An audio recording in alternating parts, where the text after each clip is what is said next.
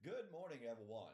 Happy Friday morning to you, and welcome back to Morning Musings here on Now TV. My name is Don K. Preston. I am the president of Preterist Research Institute of Ardmore, Oklahoma. And boy, I tell you, it's great to be with you again. And I want to remind you my goal for this year was to reach 10,000 subscribers. Well, guess what? We've done it. Many of you already know that. And so my next goal between now and the first of the year was to reach 10,500. So that depends on you. All right. And I am just absolutely so thrilled to be hearing from more and more and more of you. The wonderful comments, and even some of those comments that disagree. Listen, I can tell you, there are tremendous amounts of folks out there right now who started out as really, really skeptical of the fulfilled view of eschatology. I've got a great friend. Several years ago, I was conducting a men's Bible class at a congregation. I was introducing the ideas of fulfillment. And this guy showed up. He had not been attending. And boy, he was taking notes and reading all the verses and I mean, really, really getting into it. And it wasn't very long before he came up to me and he says, "Do you know why I started coming to your class?" And I said, "Well, not really. I just assumed you were interested in studying the Bible." He said, "Well, I am." But he said, "A bunch of the guys kept telling me about all these crazy things you're teaching." And he said, "I kept telling them, that's just dumb. That's crazy." So he said, some of them were challenging me. He said, "Well, I know I've never heard this before, but man, you need to come and listen. This is pretty impressive stuff." And he goes, "That's crazy."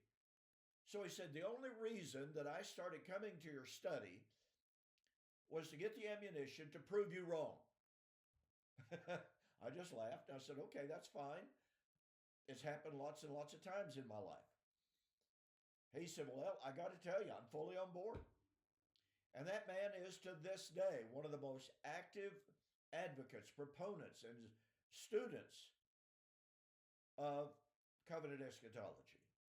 And he just does a great job of just simply sharing. And I can't tell you how many times that has happened. Well, the only reason I read one of your books is to prove you wrong. Only reason I went to one of your debates was to prove you wrong, hear you destroyed, etc., etc., etc. But now I believe it. So I'm never opposed to those who watch the videos with the object in mind to prove me wrong, as long as there is an open mind. Now, let's face it, there's some folks who come, they watch my videos, and they're looking to do nothing but find fault. And they just nitpick, any little bitty thing that they can find fault with, as if finding some little small thing that doesn't turn out to be even an anthill can destroy the basic premises. But they seem to think, that because they can find some little bitty something or other, oh boy, Preston's wrong. And yet more and more and more and more and more people are discovering that it's not wrong. There is a movement going on, ladies and gentlemen, and I want to challenge you to have your mind open. I want to challenge you to be willing to rethink about this entire subject of eschatology. Study the last things. And here on Now TV, I have been sharing with you how critical it is that we do that. Because Jesus himself issued a challenge. John chapter 10, verse 37. "If I do not do the works which my Father has given me, do not believe me."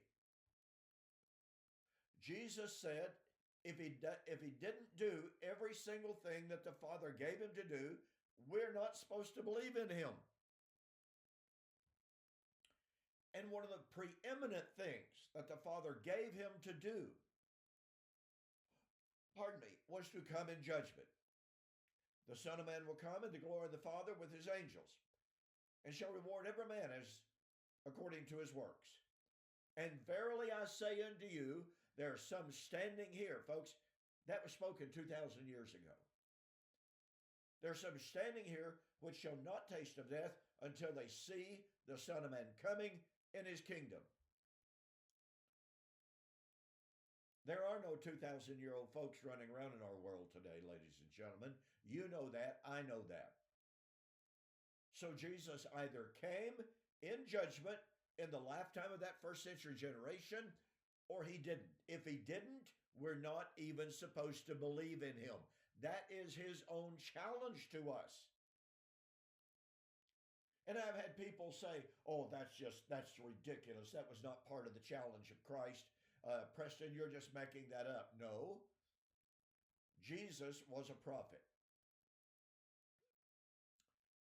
And as a prophet, if his predictions didn't come true, according to Deuteronomy chapter 18:18, then we're not supposed to believe him. It's just that simple. That's why he said, if I do not do the works which my Father has given me, do not believe me. That's the criteria. That's the challenge of Christ. We cannot afford, as believers in Jesus, to just blithely go through our Christian life ignoring that challenge, because sooner or later, someone's going to come along and they're going to challenge you. Your Jesus failed. I had a debate, a YouTube debate, August the 10th, 2025, by a man that was once a believer. He's now an agnostic. I suggest that for all practical purposes' sake, based upon his comments on the internet all the time, he's a practical atheist now. He said Jesus failed to come. If Jesus failed to come, he's not the Son of God. The Bible is not inspired. And he agrees with that. And yet, he couldn't prove that Jesus did not come. All he did in a 4-hour debate was make absolutely irrelevant arguments in violation of the rules, by the way. He had agreed that no argument, no material would be made that was not directly relevant to proving or disproving the proposition. The moderator even reminded him of that rule before the debate began, and he said, I will not be doing that. And yet, 3 or 4 minutes into his opening presentation, that's all he began to do. Folks, that's all he can do as a skeptic, as an unbeliever. The evidence to prove that Jesus is the Son of God is overwhelming. The evidence to prove that Jesus kept his promise, met his own challenge, is overwhelming once we are willing to rethink and to look at the evidence. Okay, I got to move on. So over the last few weeks, I've been talking about the Abrahamic inheritance. And boy, what a marvelous subject this is. Now, why have I focused on the Abrahamic inheritance, the Abrahamic promise? Well, because Abraham was promised that in him and his seed, the seed singular, all the nations of the earth would be blessed. Again, Genesis chapter 12, verse 3. That singular seed of Abraham is Jesus, the Son of God. Galatians chapter 3:16. Not only was Abraham promised that in his singular seed all nations of the earth would be blessed, but Abraham was promised, according to Paul, in Romans chapter 4 and in the book of Hebrews chapter 11, Abraham was promised that he would inherit the world. Greek word, cosmos. world was that? Well, it wasn't just the little bitty sliver of land that we today call the land of Israel, because Paul in Romans chapter 4 is applying that inheritance promise to his world. And anywhere and everywhere that the gospel proclaiming Abraham's hope would be preached, it is there that Abraham's promise was to be realized and fulfilled. What that means is today, when the gospel of the singular seed of Abraham is proclaimed, and the death and the burial and the resurrection of Jesus is proclaimed, anywhere and everywhere, the story of that singular seed blesses anyone and everyone. You see how that promise of inheriting the world was an expansive promise. It went from Abraham's little bitty tiny world to Paul's expansive world to now anyone and everyone. All because that singular seed of Abraham was not limited to Abraham's little bitty sliver of the land, and it was not limited to Paul's own world. It is applied to anyone, everyone, everywhere that the story of the seed is shared. That's the beauty of the gospel. Okay?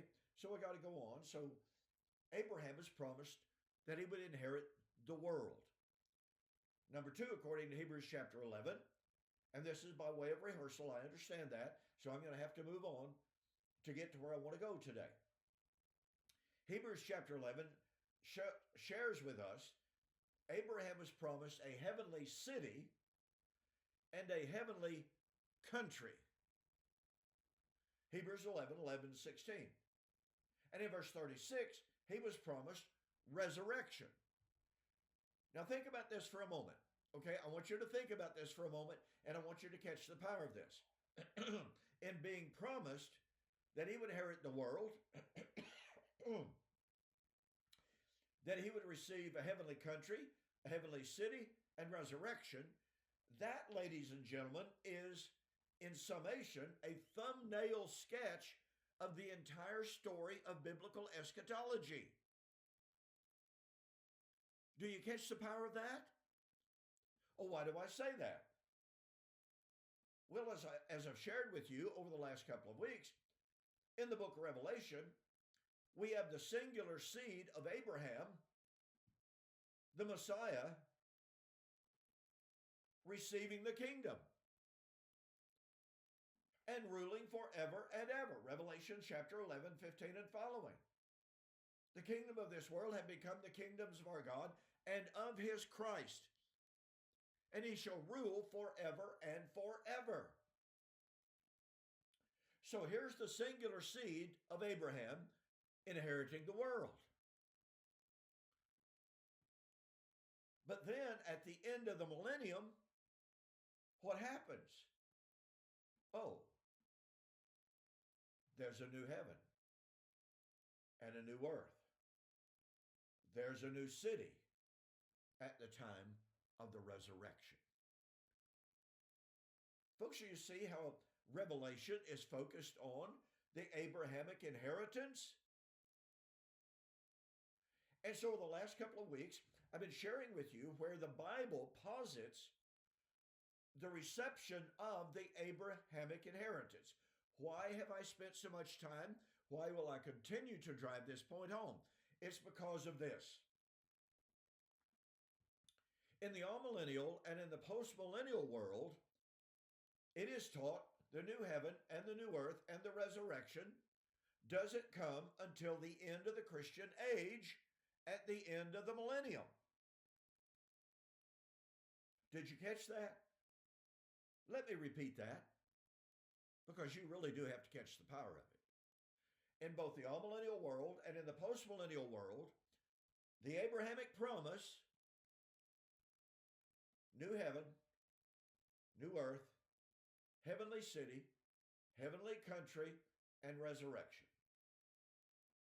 Revelation posits all of those things at the end of the millennium. Where does amillennialism and postmillennialism place it? At the end of the Christian age. Well, there's a massive problem right up front because the Christian age has no end.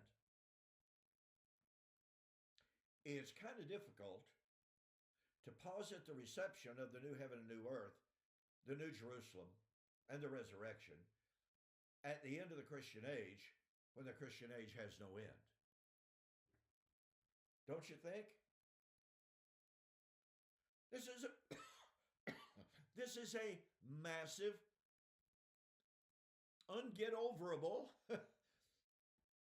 problem for the amillennial and the postmillennial world.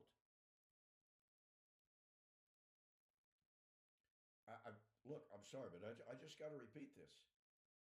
Amillennialism and postmillennialism put the reception of the Abrahamic promise. Now, let me digress for ever so brief of a moment.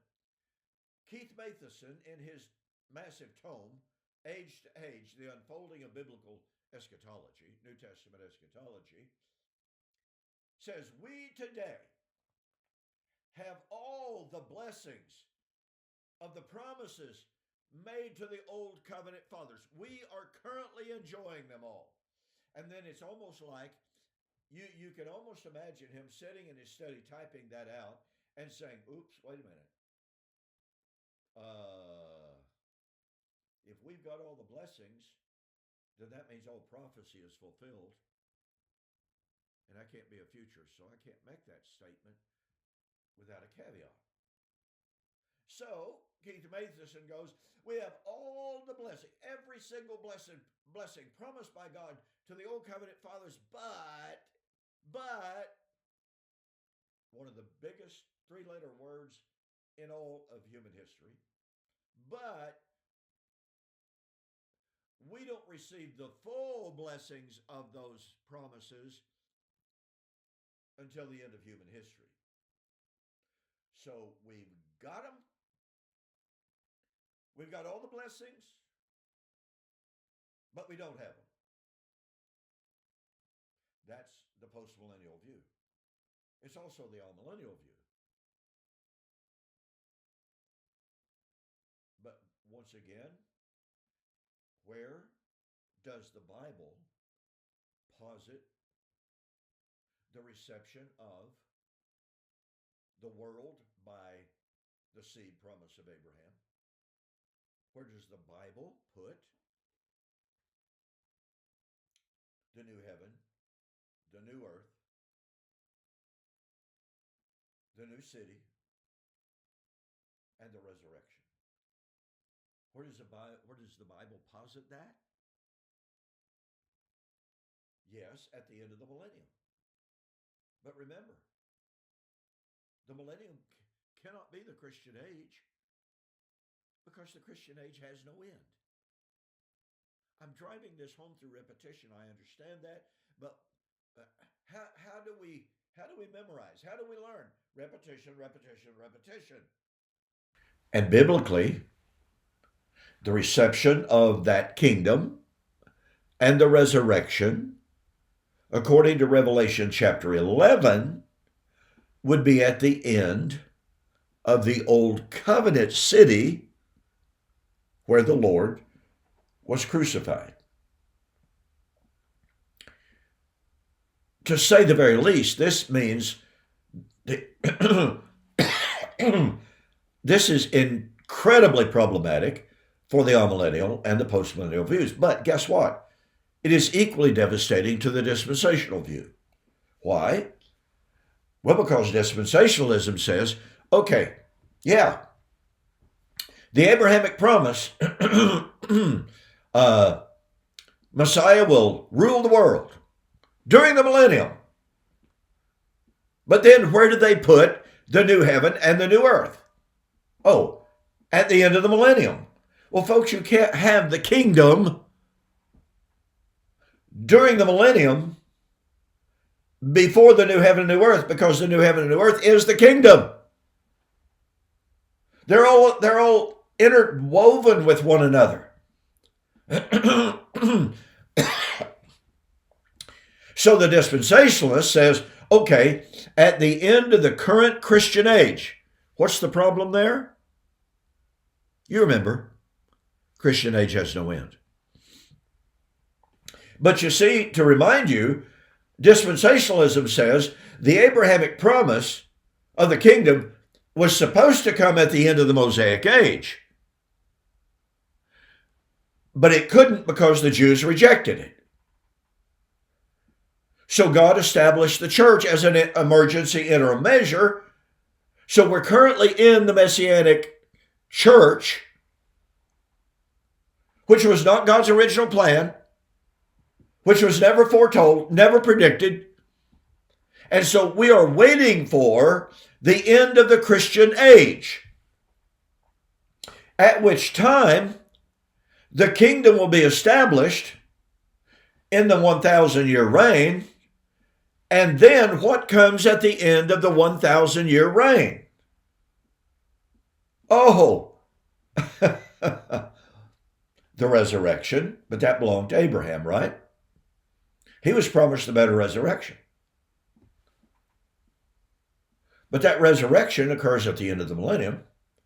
What also arrives at the end of the millennium? Oh, the new heaven and the new earth. That's the better heavenly country promised to Abraham. Oh, what else comes at the end of the millennium? Oh, the New Jerusalem. That's the heavenly city promised to Abraham. So once again, the dispensationalists, somewhat like the amillennialists and the postmillennialists, who say we're in the kingdom right now, we're in the Messianic age, we're in the millennium right now, and we're waiting for the new heaven and new earth, they dichotomize and they divorce the kingdom from the new heaven and new earth. They divorce the kingdom from the Abrahamic promise, therefore. Because they say, well, we're still looking for the resurrection. But wait a minute. Resurrection is at the time of the kingdom. 2 Timothy chapter 4, verses 1 and 2. I charge thee, therefore, before God, the Lord Jesus Christ, who is about to judge, there's the judgment, the living and the dead, there's the resurrection, at his appearing, his phanerao, and the kingdom. Judgment, resurrection, appearing, and kingdom. All in one verse. And Paul said it was about to happen when he wrote 2,000 years ago. But where do amillennialists and postmillennialists put the resurrection, the parousia, and the kingdom? Oh, well, they put the kingdom now, but to put the parousia and the resurrection and the judgment at the end of the current age. Do you see how jumbled that becomes? Folks, I'm sharing all of this with you so that you can see the convolution of all three futurist views. So back to the dispensationalists. The kingdom, the Abrahamic promise, was supposed to have been established at the end of the Mosaic age. It couldn't be, so God established the church as an emergency measure. It's lasted for 2,000 years, but we are assured that any day now, just any day now, the Lord is going to rapture the church out of this world, and he's going to return to dealing with Israel once again exclusively, and he's going to establish the millennial kingdom. So Moses, the age of Moses and law was an interim measure, and now the church is an interim measure until the millennium is established. But at the end of the millennium, what do we find? Oh, the reception of the Abrahamic inheritance.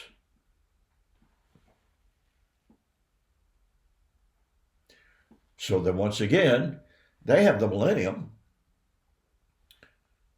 Abraham inheriting the world during the millennium, so that's fulfilled. But now we're waiting another gap between the kingdom and the new heaven and new earth.